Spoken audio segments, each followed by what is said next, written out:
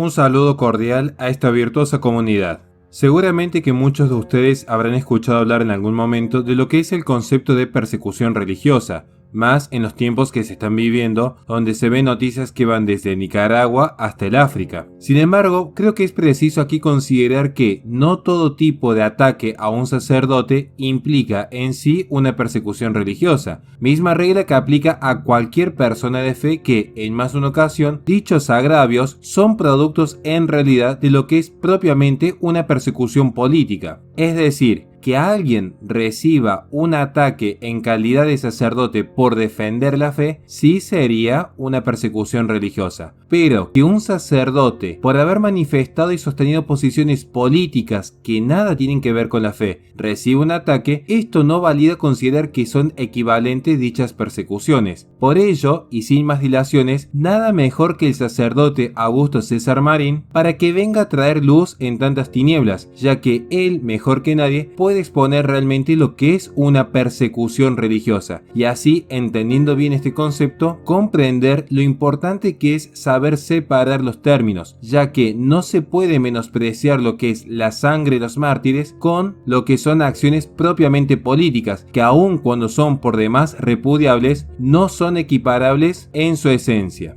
Creo que el tema de la persecución es bastante complejo y creo que uno tiene que establecer una diferencia entre la persecución por odio a la fe o cuando acciones concretas, sea de la jerarquía o de los seglares, han provocado reacciones de la sociedad en contra, digamos, de la actividad eclesiástica, no de la fe, sino de la actividad eclesiástica.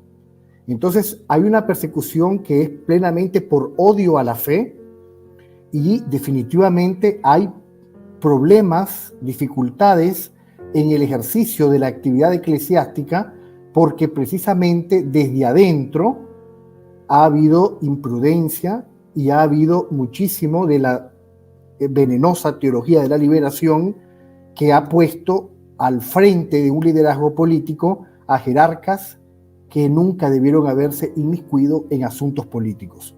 Creo que hay que hacer esa diferencia, Horacio, porque de lo contrario no comprenderemos la realidad distinta de la que hablamos cuando mencionamos la palabra persecución. No toda persecución contra autoridades eclesiásticas es odio contra la fe. Si es que cabe la palabra persecución. Muchas veces hay acciones que han sido alimentadas por discursos de odio dentro del mismo seno de la iglesia y que no se ha abonado a la paz y que no se ha abonado a precisamente lo que los santos han hecho, como Santa Catalina de Siena, que la buscaban como mediadora entre bandos fuertemente opuestos y ella llevaba una palabra de sabiduría. Lamentablemente no en todos los países ha sucedido eso y muchos jerarcas han tomado posiciones que han provocado consecuencias desastrosas, tanto para la iglesia como para el país, la nación. Eso hay que distinguirlo. Quiero referirme exclusivamente a la persecución por odio a la fe, porque esa hay que distinguirla claramente. Si una persona es perseguida por odio a la fe, entonces uno puede ver cuáles son los elementos que debe de tener ese odio contra la fe. Primero es profesar la fe íntegra católica. No puede hablar de persecución católica a alguien que contradice la fe o que a lo interior está destruyendo la misma fe o persigue la misma tradición y estar diciendo que está siendo perseguido por la fe. La persecución por la fe que vemos en muchas de estas masacres de la Navidad es claramente religiosa, porque están en una celebración litúrgica. Se está celebrando la natividad de nuestro Señor y en ese contexto y por ese contexto es que son masacrados. Entonces no hay ninguna duda en este caso de que es odio a la fe, odio a nuestro Señor. Hemos celebrado precisamente la lapidación del gran mártir diácono San Esteban. Y hay un texto bíblico precioso en los libros de los Hechos de los Apóstoles, capítulo 7, versículo 54. Al oír esto, estallaban de rabia sus corazones y rechinaban los dientes contra él. Pero él, lleno del Espíritu Santo, con los ojos fijos en el cielo, vio la gloria de Dios y a Jesús de pie a la derecha de Dios, y dijo: veo los cielos abiertos y al Hijo del Hombre de pie a la derecha de Dios. Creo que este texto bíblico, después de haber celebrado la Natividad de nuestro Señor, nos alienta a nosotros los católicos para darnos cuenta que el niño de Belén va a traer alegría, gozo, la presencia angelical, gloria a Dios en las alturas, gloria in excelsis Deo, pero también va a traer persecución, como veremos después. Herodes persiguiendo a los niños para matar a nuestro Rey, a nuestro Dios y Señor Jesucristo, el Verbo encarnado. Y después de eso, toda la larga lista de mártires que han dado su vida por causa de la fe. Pero para comprender el odio a la fe, podemos leer todo el discurso de San Esteban, Hechos capítulo 7.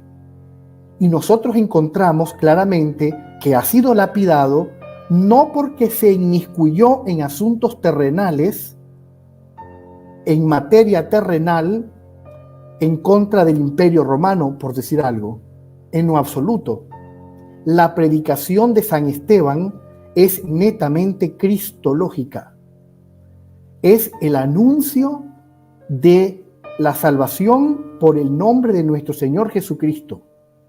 Queda claro entonces que hay una conciencia en los primeros cristianos de que la transformación de la sociedad viene por la acogida del Evangelio en el corazón, y que ellos no están llamados a tomar partido, lucha contra estructuras sociopolíticas, sino a llevar el mensaje que va a transformar los corazones, y que después estos corazones que han recibido este mensaje del Evangelio, que lo han acogido, que lo han meditado, van a llevar este mensaje y lo van a difundir en los diferentes ámbitos de la sociedad.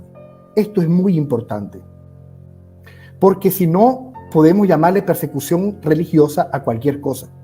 Y yo creo que sería degradar definitivamente, primero, lo que es la verdadera persecución religiosa, y segundo, lo que es el sentido del odio a la fe y, por tanto, el sentido de ser un mártir. Llamaríamos mártir a cualquier persona, aunque no está padeciendo por una causa sobrenatural, sino meramente por asuntos naturales. Y en este tiempo, lamentablemente, imbuido de esa venenosa teología de la liberación, o mal llamada también teología del pueblo, se combina un lenguaje que trata de combinar elementos de catolicismo con literalmente un mensaje político propiamente del mundo terreno, secular, y que no tiene nada que ver con la misión principal de la Iglesia, que es evangelizar. Entonces, cuando suceden esas cosas, no podemos hablar de odio contra la fe. Estamos hablando de que quien se mete en arenas políticas tiene que saber bailar en esas arenas políticas. Pero si, como San Esteban, se está sufriendo porque predicamos a Cristo, muerto, resucitado, ascendido a los cielos, al único evangelio que es capaz de transformar el corazón, la sociedad, si estamos hablando del reinado social de nuestro Señor, si estamos predicando sobre la verdad, y luego los seglares, cada uno de su posición, están trabajando para construir una sociedad en donde Cristo sea rey, en donde verdaderamente Cristo sea rey, entonces ahí estamos hablando verdaderamente de un trabajo evangelizador, pero además de eso, cualquier persecución que venga por predicar estrictamente el Evangelio y la doctrina de Cristo, y por trabajar por este reinado de nuestro Señor, cualquier persecución que venga por eso, entonces sí es religiosa. Entonces creo que aquí es como comer pescado.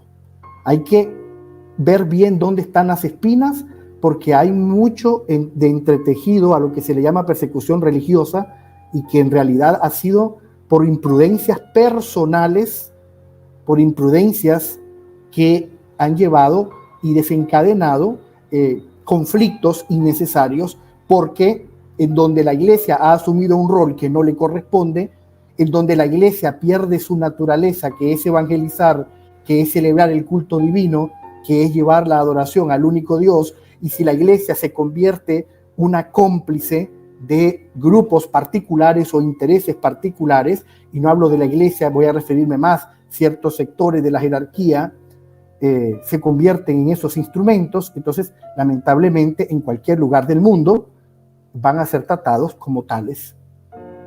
El padre Santiago Martín de Madrid acaba de dar una palabra muy importante en una de sus reflexiones semanales, y él decía: la iglesia tiene por misión principal evangelizar, y en la historia se ha constatado que cada vez que la iglesia se involucra en las arenas políticas, la que pierde más siempre es la iglesia. Estos cristianos que han sido masacrados por la fe. Estaban celebrando la natividad de nuestro Señor. Sin embargo, estimado Horacio, veo con preocupación que no se levanta la voz por los católicos masacrados. Sin embargo, por otras religiones sí. Cualquier situación, por muy mínima que sea, en otras religiones, es llevada a los foros internacionales de inmediato. Sin embargo, los católicos están siendo perseguidos no de ahora. Llevamos años de persecución en unas naciones más que otras, y odio contra la fe. Y lo peor aún, estimado Horacio, la peor persecución que muchos católicos viven ni siquiera es de los no católicos. Cuando hablamos de persecución religiosa, la peor persecución es la que se está recibiendo de muchos jerarcas católicos que están persiguiendo a obispos, cardenales, sacerdotes y seglares que quieren sostener la tradición, que quieren sostener los valores del catolicismo. Entonces, hablemos de persecución, pero hablemoslo con claridad.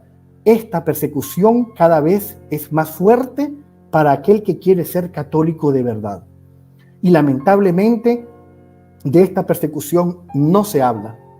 No se habla del maltrato espiritual, del abuso de poder, del abuso de conciencia. No se está tratando del abuso e irrespeto a la imagen de Dios, al bautizado, que es un templo del Espíritu Santo, que quiere profesar la fe de siempre, que quiere profesar su fe católica.